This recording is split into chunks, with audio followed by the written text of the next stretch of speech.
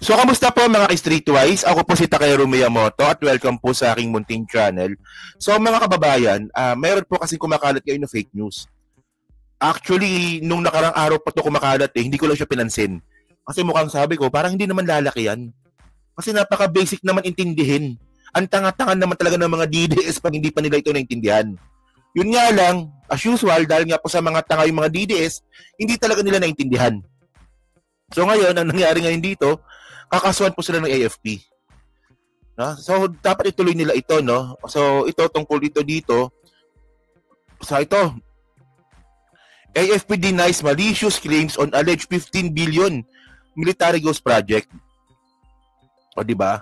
Yung ganyang klaseng mga balita, mga kababayan, kung anti-government po kayo, ang daling paglaruan kasi nito. Ang daling gawan ng malisya nito. Oh, pero by the way mga kababayan, sobrang daling intindihin nito sa totoo lang. Pero hindi ko lang talaga alam, parang hirap na hirap sa nilang intindihan at nagkalat pa sila ng fake news. Okay, so tingnan nyo to ha. Sa hindi lang po, baka din po meron nalilito dito. Kasi pangit naman po talaga. No, nakukurakutin natin yung pondo ng AFP. Pangit talaga yun. Hindi ko talaga gusto yun. Nakakagalit po talaga yun. Especially po ako, na ako po anak po ako ng sundalo. At meron din po akong kapatid na opisyal sa Air Force. So nakakagalit po talaga na makakarinig tayo ng balita na kinukurakot yung pera ng AFP. Oh, di ba? Pero mga kababayan, tinan nyo to. No? Basahin muna natin ha. Ito yan.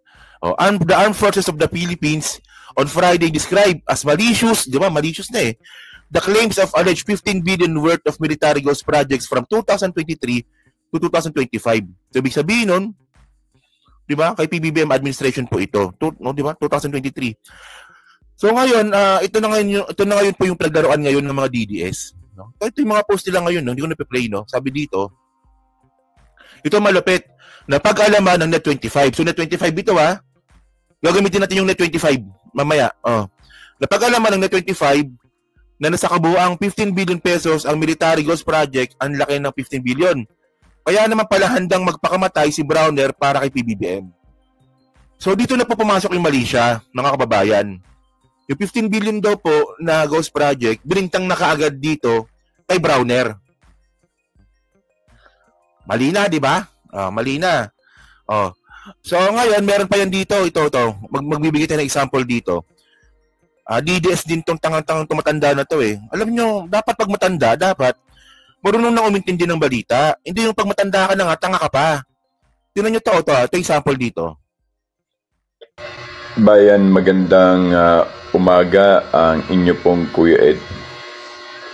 Paano ba to, General Brownie? Nakita.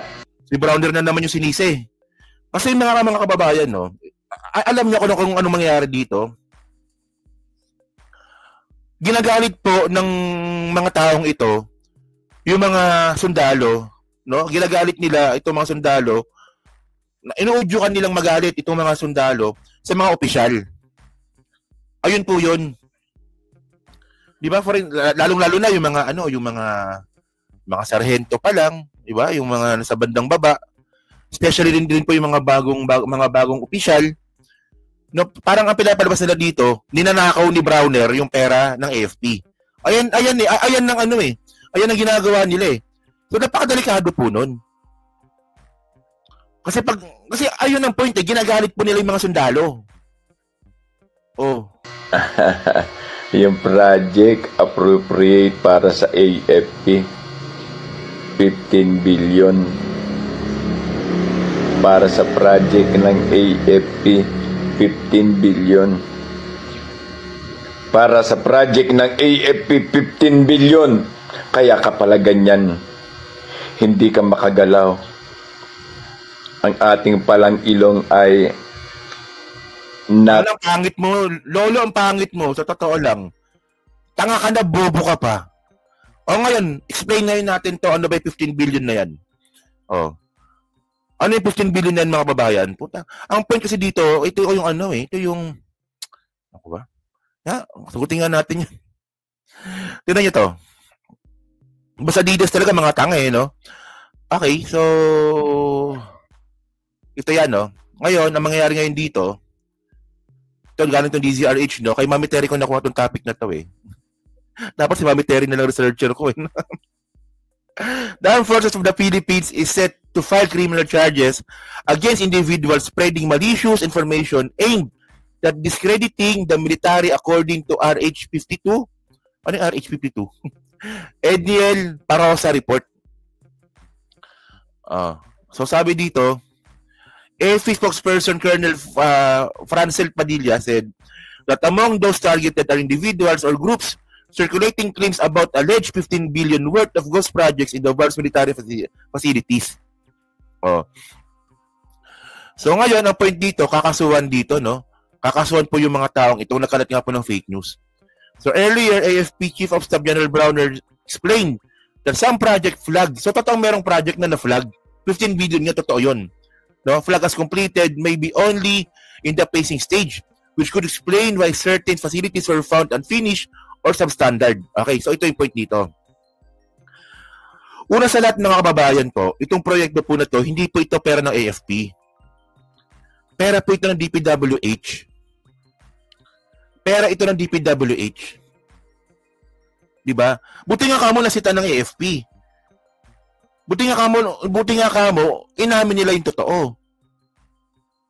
O ito, baka sabihin nyo, gawa-gawa ko na naman to. Actually, ito po, no, nabanggit ito sa ano eh. Sa Senate hearing ata ito, no? This is on the... Ayan, tama. Senate hearing nga ito. Wingatchal yan to eh. So, panoorin natin tong Senate hearing na to, ha? Sige po, sumagot dito, sige po.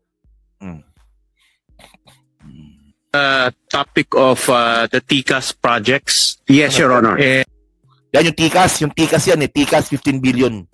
This is on the topic of the TICAS projects. Yes, Your Honor. And I'll just flash on the screen. Nakita ko sa budget na merong 3 billion for 2026 for TICAS projects. And then for 2025 is 4.6 billion. But from 2019 up to now, there are about 944 projects. And then I saw in the last few years, pababa yung completion rate, meaning yung natatapos versus budget. No? Yes, Your Honor. So, Mr. Secretary, can you discuss with us, ano itong TICAS projects? Etong TICAS projects po ay projects na ginagawa ng DPWH para sa Armed Forces of the Philippines. Malinaw. Sinong gumawa ng project? DPWH. Para sa AFP. So, paano makukuha ni Browner yung pera? Ngayon, kung meron mang anomalya ito, ang may anomalya dito, DPWH na naman. Ano bang mahirap intindihin dito, mga bobong mga DDS? Salita kasi ng salita, dalawa lang yan eh. Tatanga-tanga kayo o talagang hindi nyo naintindihan. Walang yan to. O yan ha, yung TICAS na yan mga kababayan, yung pera po, hindi po yung dumiretso sa AFP. Sa DPWH po yan. And by the way mga kababayan, no, dahil nga pa sa sobrang bagal nga po ng DPWH po dyan, ang alam ko may request dito si Browner eh. Hanapin ko lang ha, tinan ko. Kasi nabasa ko kanina eh. So, teka lang, hanapin ko ha. TICAS transfer, transfer AFP. Alam ko may ganyan eh. Hanapin ko lang para maganda. Ayan no? Oh, meron nga. Tignan nyo ha, to. So gets na po. Walang ninakaw po yung opisyal ng AFP sa mga sundalo. DPWH po yun. Ha? Mga DDS, mga tanga. Ha? Mga tanga. Tatanga nyo talaga. Walang pag-asa mga katangahan ninyo. Walang yun to, tumanda na nga lahat, tanga pa rin. Alam mo, nakakagigil talaga itong mga to eh, no? O, to. O, dahil nga po mga kababayan, no, dahil nga po sa may problema talaga yung, mukhang may problema naman po talaga kasi, especially DPWH po yung may gawa. So, sabi nga po ni Browner, no, ngayon lang, October 10, sabi ni Browner favors transfer of TICAS funds from DPWH to either DND or AFP. Actually, mga kababayan, ang nakakapagtaka dito, Sinong congressman o sinong senador ba ang proponent po ng batas po na yan? Sino po nagbagsak ng budget? Puta, pati AFP ginagamit ninyo para makapagnakaw kayo. Sa totoo lang mga streetways, no, pwede naman talaga nilang ibigay yung pondo ng TICAS, i-diretsyon na nila sa AFP o kaya sa DND. Sila na magpapagawa. Bakit dinaan pa sa DPWH? Ayun ang hinahanap ko o si Angelica Hero, yan o. Yan si Crush. May friend ba tayo sa Facebook ngayon? Naglandiyo. Di para ba ito yung mga kababayan? Di ba? Hinahanap ko actually, hindi ko talaga makita. Baka si Coach, tanungin ko mamaya si Coach kung gising pa. Ang pinaka may problema dito, yung proponent po, o sinong senador o sinong congressman ba, yung gumawa ng budget dito. At binigay po sa DPWH. Di ba? Bakit dinaan pa sa DPWH? Pwede naman idiretso sa AFP. O kaya sa DND, kay Gibo mismo. Pero by the way, mga babae, ang mangyayari dito, ang pera, hindi po binigay sa AFP. Ang pera, binigay po sa DPWH. So kung meron man nakauna nangyari, hindi si Browner yun. Baka si Bonoan. Si Bonoan talaga, ingot-ingot din to si Bonoan eh. Isa sa pinaka-worst na appointee ni PBBM talaga yan. Natatanggol ko pa dati yan, pero wala rin talaga. Inutil. Inutil.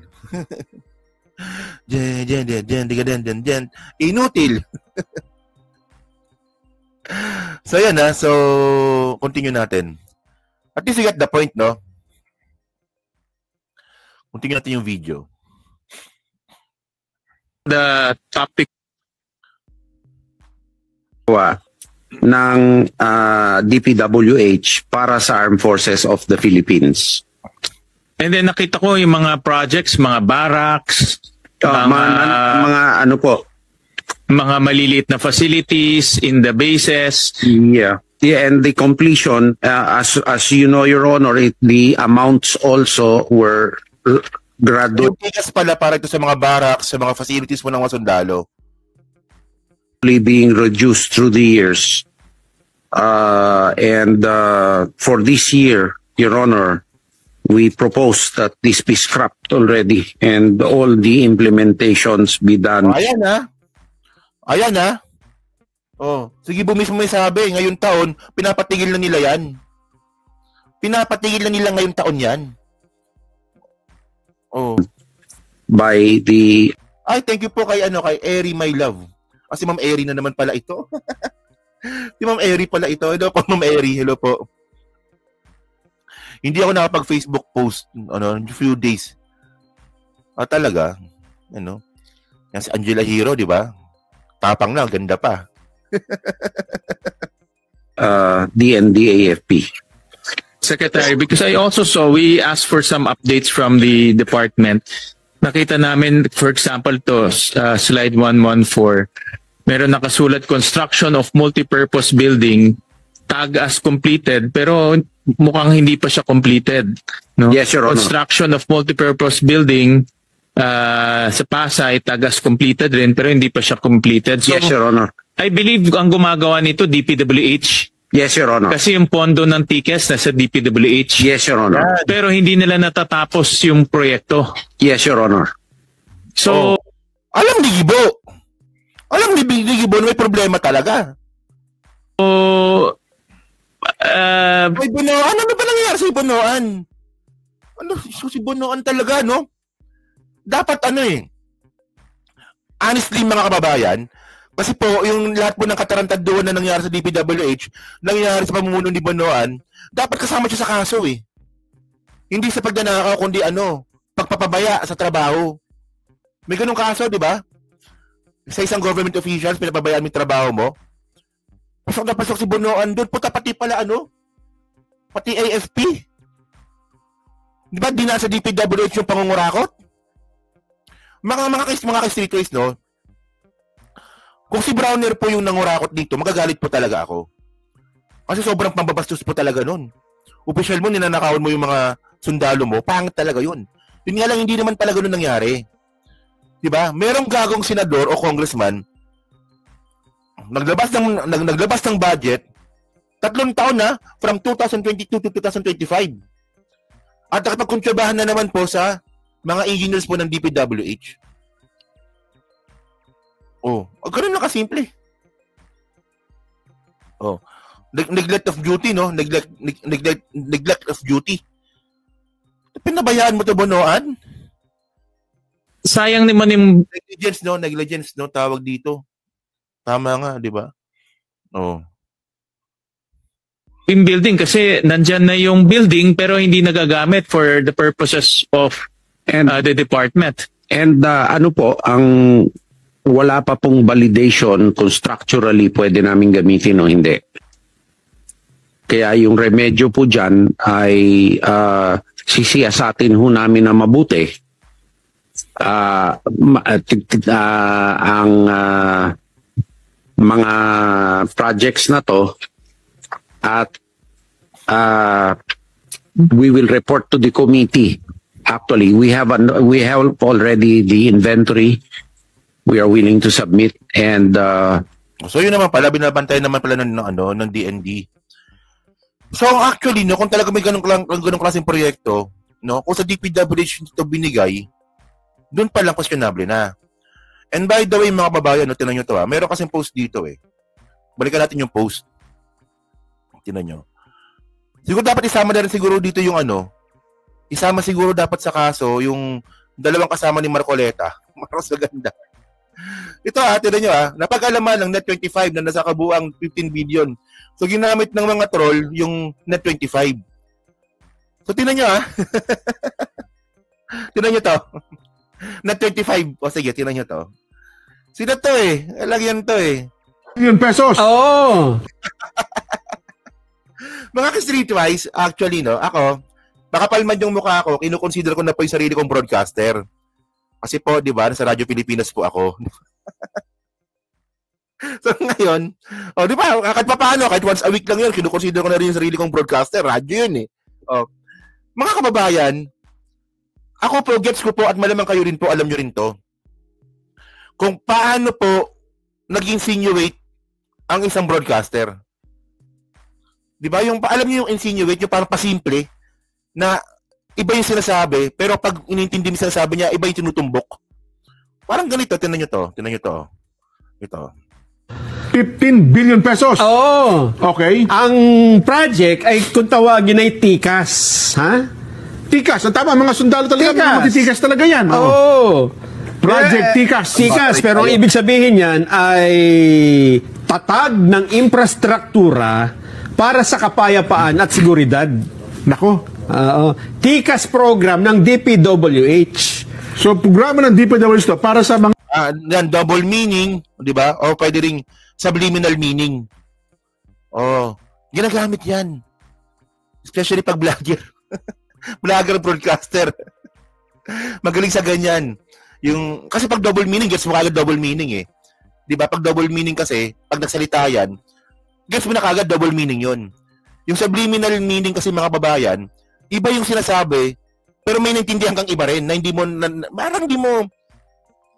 na, ano pa explain yan? Basta search nyo na lang subliminal, gano'n lang. Sige.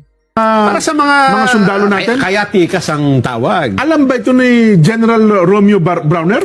Palagay ko alam. Mga ganyan-ganyan mga tanong. Alam ba ito ni General Romeo Browner? In the first place, dapat hindi ganyan po yung pagkasalita. In the first place, dapat sinabi nyo na kaagad, sa DPWH yan. Hindi nyo magtatanong ka pa na, TICAS? May nakawan sa TICAS? Alam ba yan ni General Romeo Browner?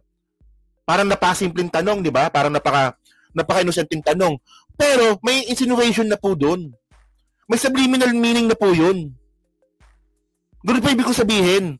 In the first place, alam naman ng dalawang bukok na yan na yung proyekto hindi po sa AFP, sa DPWH yun. So gets na, di ba? So ayan yung ko. Kaya maraming nalito. Kaya may mga tangang mga DDS no na ay nag-iba yung paniniwala dahil sa Net25. Yung mga ganyan klase mga pasimple, ano yan, may ibig sabihin yan. Subliminal po yun. Insinuation din po yun. At seguridad. Nako. TICAS program ng DPWH. So, programa ng DPWH to para sa mga mga sundalo natin? Kaya TICAS ang tawag. Alam ba ito ni General Romeo Browner? Palagay ko alam niya ito. Kasi para sa kanila to ha? Mula 2023 hanggang 2025, 15 billion ang... Kabuuan? Oo. Magaling sila sa ganyan. Ito, yan. Magaling sila sa ganyan. Dapat ang itatayo nito, Nelson, ay ano ito, mga barracks o Lahat ng mga... nationwide. Oo. Lahat ng mga kailangan ng mga sundalo. Grabe na ito. Lumilitaw. Yung mga Grabe naman tong mga to. project pala, kung hindi man natapos, hindi nagamit. Ibig sabihin, may mga hindi na... Oo nga naman, paano mo gagamitin yung hindi tapos na proyekto, di ba? Oo nga naman. Takero, alala yun sa puso tsaka blood pressure. Blood pressure ko stable, Oo nga, himala, no? Blood pressure ko. Yung blood pressure ko, nasa borderline. 120/80, 130/90. Borderline. Okay, thank you po. Pero ni-report din ba nilang completed ito? Completed! 15 billion pesos proyekto ng DPWH para sa militar. Completed! Nakakapanginig lalo Ito, ng pakinggan mo. Oh. Sabi ni Defense Secretary Gibo Chodoro, merong 944 projects sa TICAS program. Nationwide, 944. Okay. 648. Alam nyo, no? Kung ako magre-report nito, hindi po ganyan. Kung ako magre-report niyan, mga babayan, ang una kong gagawin dito, mayroong proyekto, ganun yung una kong gagawin, ganito. Diba? Yung DPWH, may proyekto sa AFP, pero questionable. Ganun kaagad, DPWH kaagad yung sisisihin ko. Hindi yung sisimulan mo na parang may problema sa AFP. Diba? Nagpa-party-party ka na naman. Sa Angelica Hero daw. Sabi ng Angelica Hero, ang lakas na ng sounds dyan sa kanila. Kung malaman nagpa-party na naman to. Kaya mahirap mahalin yung mga mahilig pa mag-party na babae.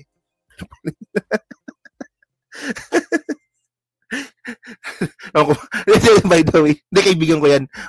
Kaibigan natin yun sa Angelica Hero. So, di na sa akin ganyan ako sa kanya, no? So, yun mga kababayan, no? So, kayo po, no?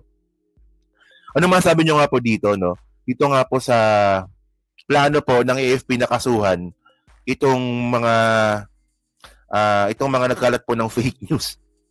So siguro imbestigahan din dapat yung dalawa dito sa Net25 na parang ugok-ugok din parang kasi insinuation niya.